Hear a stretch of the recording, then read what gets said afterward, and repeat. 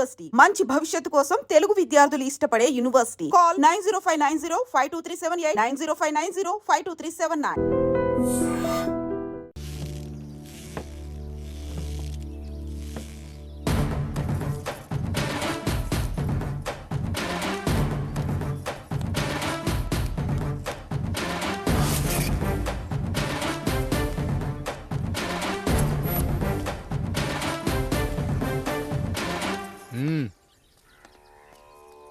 నమస్కారం అయ్యా. అయ్యా, మన ఈరిగాడికి సంవత్సరం క్రితం పెళ్ళయిందయ్యా. మొన్నటిదాకా తాడు బంగారంలో ఉన్న వాళ్ళ జీవితం ఇప్పుడు తాడు ఫ్యాన్లో మారిందయ్యా. తన భర్తకి తల్లిదండ్రులు ఎక్కువయ్యారయ్యా. కట్టుకున్న భార్యకి చీర కొనడం కంటే అమ్మా నాన్నలకు మాత్రం మందులు కొనటమే తన సంతోషం. పొద్దున లేచిన దగ్గర నుంచి తల్లిదండ్రుల పనులు పెళ్ళ ముద్దు ముచ్చట తీర్చట్లేదని తల్లిదండ్రులను వృద్ధాశ్రమంలో చేరిస్తే తను తన భర్త సంతోషంగా ఉంటామని వీరిగాడి భార్య సావిత్రి రచ్చబండి ఫిర్యాదు చేసిందయ్యా. చూడమ్మా, ప్రతి స్త్రీ జీవితం 3 ఆకులతో ముడిపడి ఉంటుంది. పెళ్లిల్లో మావిడాకులు, శోభనం గదిలో తమలపాకులు, ఆ తర్వాత భర్తతో విడాకులు. మావిడాకులు గుమ్మానికి కట్టొచ్చు, తమలపాకులతో కిల్లీలు కట్టొచ్చు, కానీ విడాకులతో కాపురాలను కట్టలేమమ్మా, కట్టలేం. నన్నేం చేయమంటారు? నాకంటూ కోరికలుండవా? భర్తతో సరదాగా ఒక్కదాన్నే గొడవ పడాలని, ఆయన కష్టపడి అలిసొస్తే పక్కింటి వాళ్ల కబుర్లన్నీ చెప్పాలని, వచ్చిన జీతం మొత్తం చేతికిచ్చాక నేనే 10ో 12కో చేతిలో పెడితే ఆయన కళ్లల్లో ఆనందం చూడాలని నాకనిపించదా? ఎంతసేపు అమ్మా నాన్న అంటూ వాళ్ల కొంగు పట్టుకుని తిరగడమే తప్ప నా పైట పట్టుకుని తిరిగిందే లేదు. నాకు విడాకులొద్దు, నా భర్త నాకు కావాలి. ఎరా, నీ భార్య చెప్పింది విన్నావుగా, ఏమంటావు? అయ్యా, మీరు నా వైపు కూడా ఆలోచించండి అయ్యా. 9 నెలలు నా తల్లి కష్టపడి కనీ పెంచితే 20 ఏళ్ళు నా తండ్రి నన్ను పోషించాడు. నిన్నగాక మొన్న వచ్చింది. ఇది మమ్మల్ని విడదీయాలంటే ఎలాగయ్యా? నాకు నా పిల్లం కంటే నా తల్లిదండ్రులు ఎక్కువయ్యా. మరి పెళ్ళెందుకు చేసుకున్నావురా? అక్కుల్లో పనికెళ్తుంటే అక్కడ మెస్ భోజనం పడట్లేదయ్యా. ఇల్లామంటే పని మనిషి అనుకుంటున్నావారా? అసలేమనుకుంటున్నావురా? ఆడదంటే నీకంటే చిన్నదవుతే చెల్లవుతుంది, పెద్దదైతే అక్క అవుతుంది, పెళ్లి చేసుకుంటే భార్య అవుతుంది, ఆ తరువాత తల్లి అవుతుంది. మగాడేముందిరా, ఆఫ్టర్ ఆల్ తండ్రి అవగలడు. మగాడు పురుషుడు అని పలకాలంటే పెద్ద కష్టమేమీ లేదు, కానీ స్త్రీ అని పలకాలంటే నోట్లో కండరాలు, నాలుక అష్టవంకరలు తిరిగి కష్టపడాలరా. స్త్రీ జీవితం కూడా అంతే. మన దేశంలో స్త్రీని గౌరవించడం తరతరాలుగా వస్తున్న సాంప్రదాయం. ఆ సాంప్రదాయం ఎంత గొప్పదంటే జంతువుల్ని కూడా పిల్లి పిల్ల, కుక్క పిల్ల, పంది పిల్ల అంటాం గాని కుక్క పిల్లోడు, పిల్లి పిల్లోడు, పంది పిల్లోడు అని అనమురా. అంత గొప్పదిరా మన సాంప్రదాయం. మీరు ఎన్నైనా చెప్పండి, దాన్ని ఏలుకోవటం నా వల్ల కాదయ్యా. కడుపులో బిడ్డ ఆడపిల్ల అని తెలిసి ఉంచాలా ఊడ్చాలా అని ఆలోచిస్తుంటే పుడతామో చస్తామో తెలియని పరిస్థితుల్లో ఎలాగోలా పుట్టేసి పెరిగేసి ఎదిగేస్తున్న టైంలో తను పుట్టింది తన కోసం కాదు, ఎక్కడో పుట్టిన ఏదో కోసం అన్న విషయం తెలిసాక అమ్మ నాన్న కలిసి 1 కిలో లడ్డూలు, 1 కిలో చెగోడీలు పెట్టి దున్నపోతు లాంటి ఓ పెళ్లి కొడుకును తీసుకొచ్చి తల దించుకుని పెళ్లిలో కళ్ళు దించుకుని శోభన గదిలో పడుకుంటే గుండెల మీద తాలి బరువు, శరీరం మీద వాడి బరువు మోసి మోసి వాడు వేసిన విత్తనాన్ని 9 నెలలు మోసి మోసి ఓ పండంటు బిడ్డకు జన్మనిచ్చి ప్రతిరోజు కోడి కంటే ముందే నిద్రలేచి నుదిటిన బొట్టు పెట్టి, వాకిట్లో ముగ్గు పెట్టి, స్టవ్ మీద గిన్నె పెట్టి, అందులో పాలు మరగబెట్టి, కాఫీ పొడి టీ పొడి కలిపి పెట్టి, పిల్లల నోటికి తిండి పెట్టి, వాళ్ళను బడికి ఎల్లగొట్టి, నిన్ను ఆఫీస్కు తరిమి కొట్టి, ఒక చేత రిమోటు మరో చేత కత్తిపీట పట్టుకొని ఛానల్స్ మార్చి మార్చి కూరగాయలు తరిగి తరిగి 11 గంటలకు మా ఊరి వంట, 12 గంటలకు స్టార్ మహిళ చూస్తూ, వీటి మధ్యలో వంట చేస్తూ కూరెక్కడ మాడిపోతుందో అన్న టెన్షన్ లో బ్రేక్ మధ్యలో అత్తగారికి అన్నం పెట్టి ఉద్దమందారం, ఆడదే ఆధారం, మనసు మమత, గోకులంలో సీత, స్వాతి చినుకులు అంటూ పగలు రాత్రి తేడా లేకుండా సీరియల్లో సమస్యల్ని తన సమస్యలుగా భావించి బరువెక్కిన గుండెతో అలిసొచ్చిన భర్తకు గుప్పెడంత మాడిపోయిన ఉప్మా పెట్టి అప్పుడు తిని పడుకుంటుందిరా. అదిరా ఆడదంటే. అలాంటి నీ భార్యను వదిలేస్తానంటావా? Bloody fool!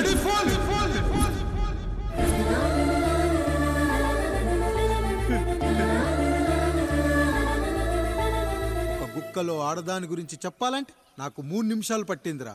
3 ముళ్ళేసిన నీకు ఆడదాని గురించి తెలియాలంటే ఎన్ని జన్మలెత్తాలరా? అయ్యా అయ్యా, నా తప్పు నేను తెలుసుకున్నానయ్యా. నా తల్లిదండ్రులు నేను వదిలేస్తానయ్యా. నా పిల్లల్ని నాకు ఇప్పించుండయ్యా. నువ్వు తప్పు మీద తప్పు చేస్తున్నావు. నీ భార్యను తిరిగి ఏలుకోవడానికి నీకు హక్కు లేదు. ఈ రాయుడు తీర్పిస్తున్నాడు. ఈ ఈరిగాడు మాత్రం తమ తల్లిదండ్రులతో ఉండాలి. కానీ ఈవిడకు మాత్రం భర్త కావాలి. ఈమెకు అభ్యంతరం లేకపోతే నేను పెళ్లి చేసుకుంటాను.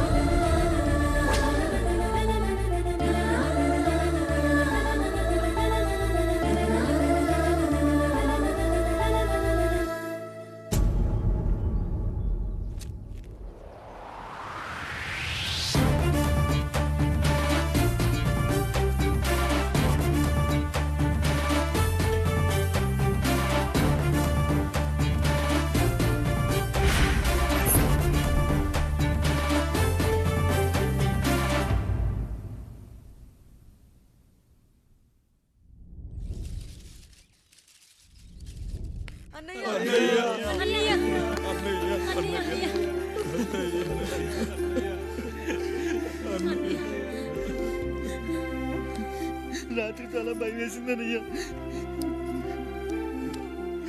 ఇప్పుడు మమ్మల్ని వదిలి వెళ్ళకన్నయ్యా. రాత్రే కదరా మనం అందరం కలిసి పడుకున్నాం. ఎప్పుడో రాత్రి చూసామన్నయ్యా. నిన్ను చూడకుండా ఒక్క అరగంట కూడా ఉండలేకపోతున్నా. నిన్ను చూసి చాలా రోజులైనట్టుంది అన్నయ్య. రాత్రంతా ఎక్కడికి వెళ్ళావన్నయ్యా? అసలు ఎక్కడికి వెళ్ళారండి? ఇంట్లో దోమలు కుడుతున్నాయని అలా పక్కనే ఉన్న గడ్డివాం దగ్గర పడుకున్నా. మన రత్తాలు వాళ్ళ ఆయన ఊళ్ళో లేడంది. సరే అని తను తోడుగా తీసుకెళ్ళా.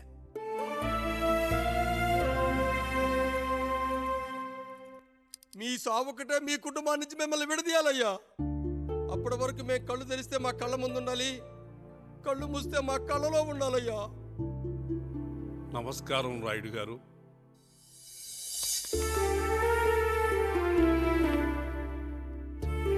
నమస్తే. ఏం జడ్జి గారు ఎప్పుడొచ్చారు? ఇప్పుడే. రాయుడు గారు, మీ కుటుంబం గురించి వినడమే గాని ఇప్పుడే చూస్తున్నాను. ఒక్కసారి మీ కుటుంబ సభ్యుల్ని నాకు పరిచయం చేయండి రాయుడు గారు. వాళ్ళు నా తమ్ముళ్ళు. నమస్కారం. మొత్తం ముగ్గురా? కాదు, నలుగురు. వాడు వేరే షూట్లో ఉన్నాడు. వీళ్ళు నా చెల్లెళ్ళు. నమస్కారం తల్లి. వీళ్ళు నా భార్యలు. నమస్కారం అమ్మా. వీళ్ళు నా బంధువులు. నమస్కారం. నా జీవితంలో ఎంతో ముఖ్యమైన, ఆ, ఇష్టమైన, ప్రాణమైన ఆ. మరో మనిషిని మీకు పరిచయం చేయాలి. ఆవిడే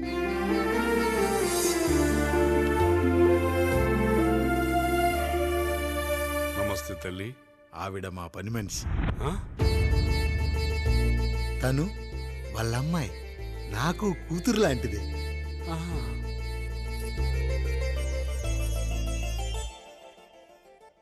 ఆ ఫోటోలోని వ్యక్తి ఎవరమ్మా? మీ ఆయన?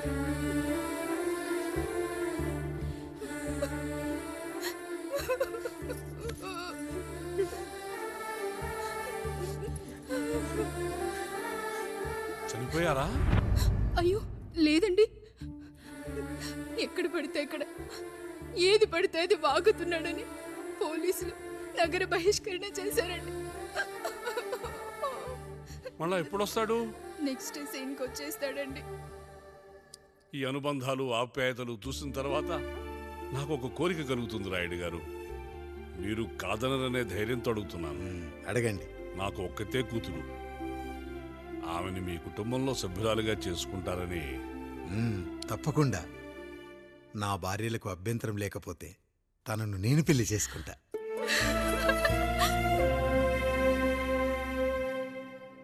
అయ్యో, మీరు పొరపాటుగా అర్థం చేసుకున్నారు. మీ పెద్ద తమ్ముడికి ఇచ్చి చేస్తారని.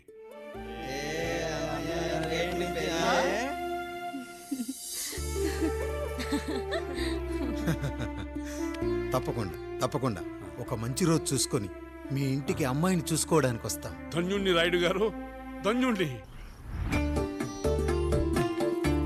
రండి రండి రాయుడు గారు. మీలాంటి పెద్దలు మా ఇంటికి వచ్చి మా అమ్మాయిని మీ కోడలుగా చేసుకోవటం. ఇంకా రాయుడు గారు ఏంటి బావగారు? బావగారు అని పిలవండి. సంతోషం. రండమ్మా. త్వరగా అమ్మాయిని పిలిపించండి. మా వాడు అసలే ఆగలేకపోతున్నాడు. మా వాడు చిన్నప్పటి నుంచి అంతేనండి. కక్కొచ్చినా ఏమొచ్చినా ఆపుకోలేడు. త్వరగా మీ అమ్మాయిని పిలిపిస్తే ఆ కళ్యాణం ఏదో చేసేద్దాం. అమ్మా జయమాలిని, అమ్మాయిని చూసురా.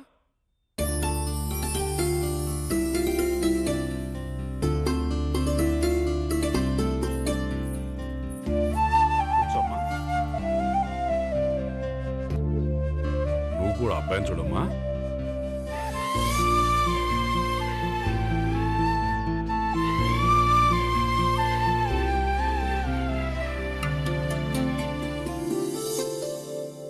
మా అమ్మాయి అని చెప్పుకోవడం కాదు కానీ అసలు ఈ కాలపిల్ల కాదు బావగారు.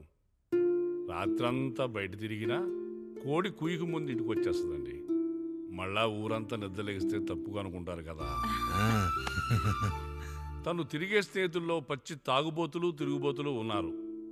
కానీ ఆ విషయాన్ని తన మనసులోనే పెట్టుకుంటుంది కానీ స్నేహితుల గురించి ఎప్పుడూ చెడుగా చెప్పింది లేదు బావగారు. దీని చిన్నప్పుడే నా భార్య కారు డ్రైవర్తో కలిసి పక్క సందులోనే కూరగాయల మార్కెట్కి వెళ్ళి తప్పిపోయారు. అప్పటి నుంచి ఎంత వెతికించినా మా డ్రైవరు కనపడలేదు, నా భార్య దొరకలేదు.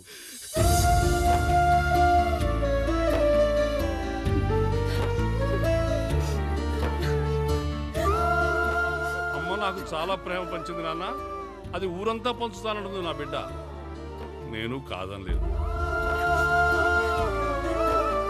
అలాంటి నా కూతురు ఇవాళ మీ కోడలవటం నిజంగా నా అదృష్టం బావగారు.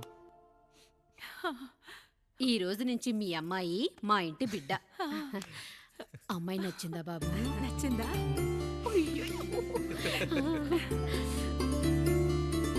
వాడికేం తెలుసు అన్నయ్య గారు, చిన్న పిల్లాడు. ఇప్పటికీ ఆకుని చెవులో పువ్వుని నోట్లో పెట్టుకొని తిరుగుతూ ఉంటాడు.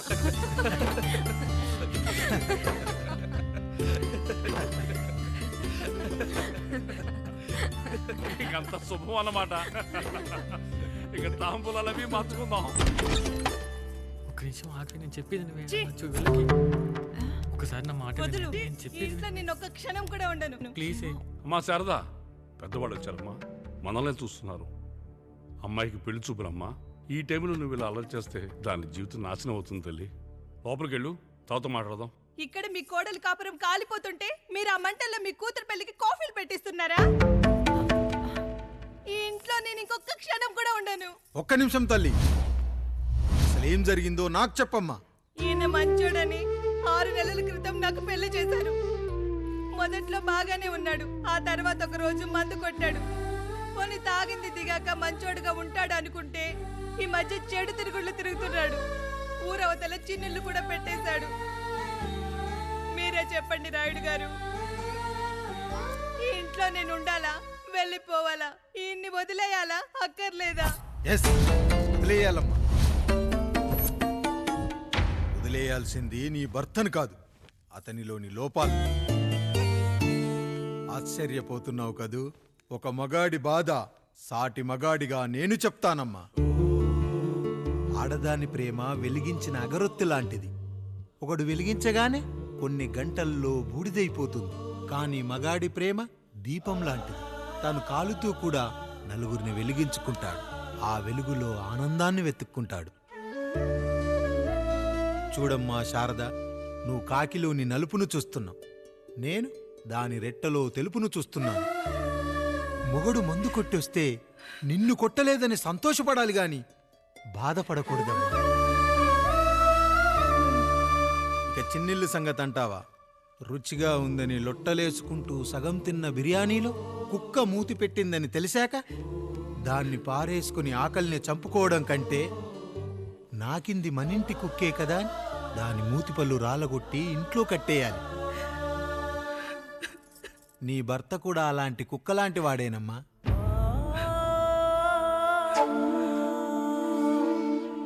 ఆడదానికి వయసొచ్చాక 3 ముళ్ళేసుకొని 90 ఏళ్ల జీవితం గురించి కలలు కంటుంది.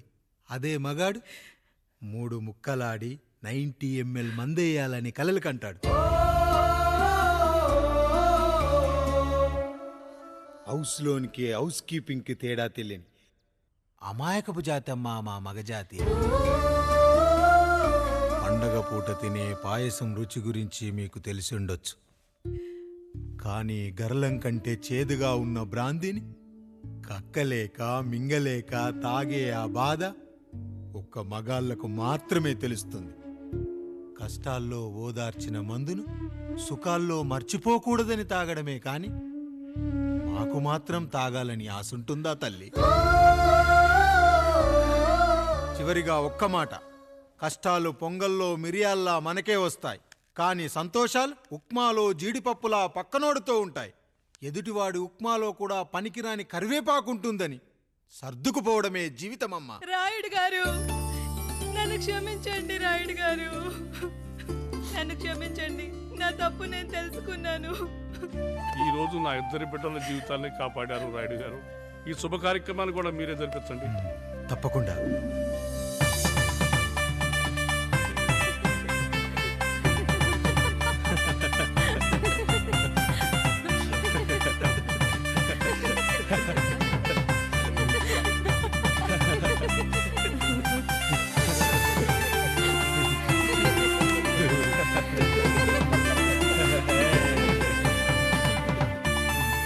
రాముడు, పండు, మీరు దీవించండి.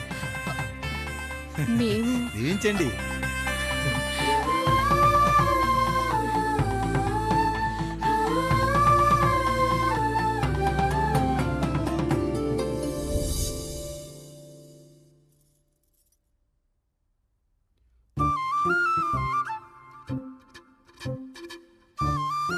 తింటారా?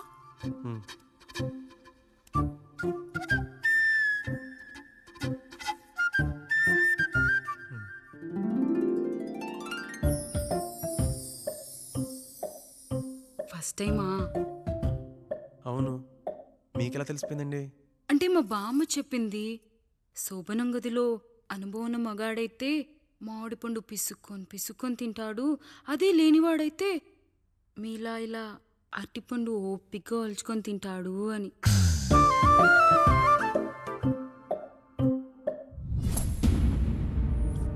ఏంటవి? అవేంటో తెలీదా? ఫ్రెండ్స్కి పెళ్ళని చెప్తే హ్యాపీ బర్త్డే అనుకొని బెలూన్స్ ఇచ్చారు, ఫీల్ అవుతారు కదా అని 4 అక్కడ కట్టాను.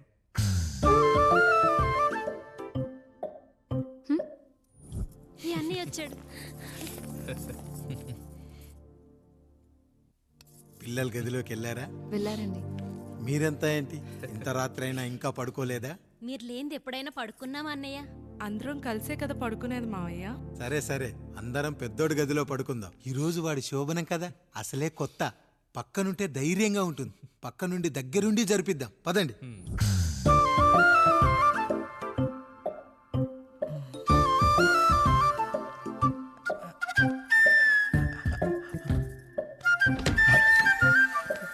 కానివ్వండి రా, కానివ్వండి కానివ్వండి. మీరేం మావయ్య ఇక్కడ పడుకుంటున్నారు? అదేంటమ్మా పెద్దోడా, చెప్పలేదా? మేమంతా కలిసే పడుకుంటామమ్మా, నువ్వు మాతో పాటే. అవును భార్గవి. మీరు ఊరుకోండి. మీరు ఇక్కడ పడుకోవడం నాకు ఇష్టం లేదు మావయ్య.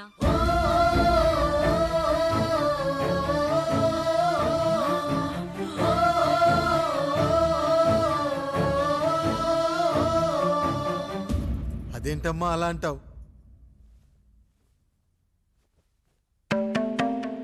ఎన్నో చూశాం, ఎన్నో చేశాం. దుక్కి దున్ని కోత కోయకుండానే ఈ విత్తనాలన్నీ మొలకొచ్చాయంటావా తల్లి? అవన్నీ నాకు తెలీదు మావయ్య, మర్యాదగా బయటికి వెళ్ళండి.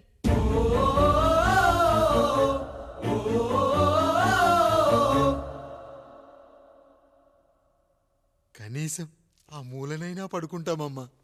నువ్వైనా చెప్పరా పెద్దోడా? అంటే తను ఇబ్బంది పడుతుంది కదా నాన్న.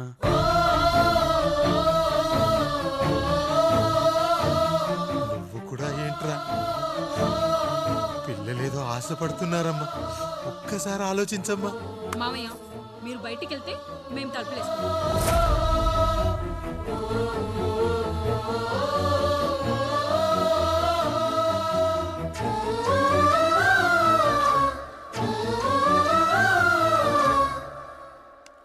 వేసుకోండి అమ్మా, వేసుకోండి, తలుపులు వేసుకోండి.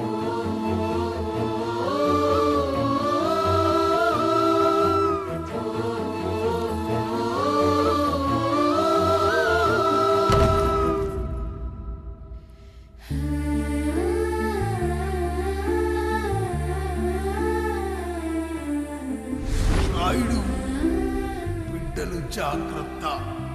ఈ రోజు నుంచి వీళ్ళంతా నీ తమ్ముళ్ళు చెల్లెళ్ళు కాదు, నీ బిడ్డలు.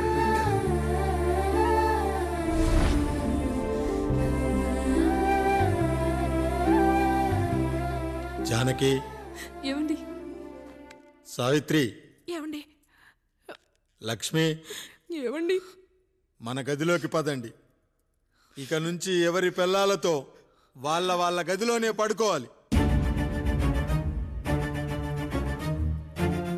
ఇది ఈ రోజు నుంచి ఈ వంశానికి రాస్తున్న కొత్త శాసనం. అయ్యా అలా అనకండి అయ్యా, మీరు లేకుండా మేము ఎప్పుడైనా విడిగా పడుకున్నాము. అంతా కలిసే కదయ్యా పంచుకున్నాం. వెళ్ళరా వెళ్ళు, నీకు భార్య ఉంది, నీకు పడగది ఉంది. వేసుకోండిరా, మీరు వేసుకోండి, తలుపులు వేసుకోండి. మీరు కూడా ఏంటండి పిల్లలేదు? నార్మల్ చిన్న పిల్లల వాళ్ళని ఉయ్యాల్లో ఆడించేటప్పుడు పక్కనే ఈ నాన్న కావాలి, బడికెళ్ళేటప్పుడు పక్కనే ఈ నాన్న కావాలి, గుడికెళ్ళేటప్పుడు కూడా పక్కనే ఈ నాన్న కావాలి. కానీ శోభనం గదిలో మాత్రం పక్కనే ఉంటానంటే బరువయ్యాను జానకి, బరువయ్యాను.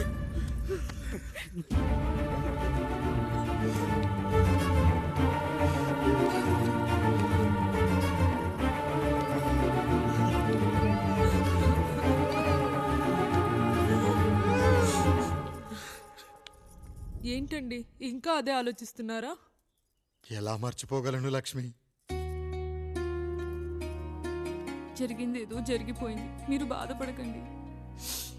ఎంత మాట అన్నాడో చూసావా? నా భార్య ఇబ్బంది పడుతుంది, బయటికెళ్ళండి నాన్న అన్నాడు. వాణ్ణి ఎలా పెంచాను? చదువుకుంటే పై చదువులకు వాడు వేరే ఊరు వెళ్లాల్సి వస్తుందని చదివే మాన్పించేశాను. జ్వరం వస్తే ఆ మాత్రలు చేదుగా ఉంటాయని నేనే మింగాను. నోరు తెరిచి అమ్మ కావాలన్నప్పుడల్లా ఎంతమంది అమ్మల్ని ఇచ్చాను.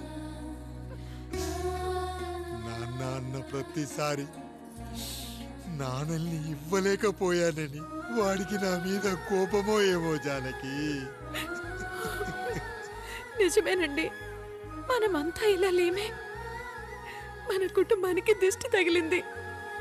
మా నాన్న మరణంతో ఆస్తిపోయి తమ్ముళ్ళతో నడి రోడ్డున పడ్డప్పుడు ఇలాంటి కష్టాన్ని మొదటిసారి అనుభవించాను.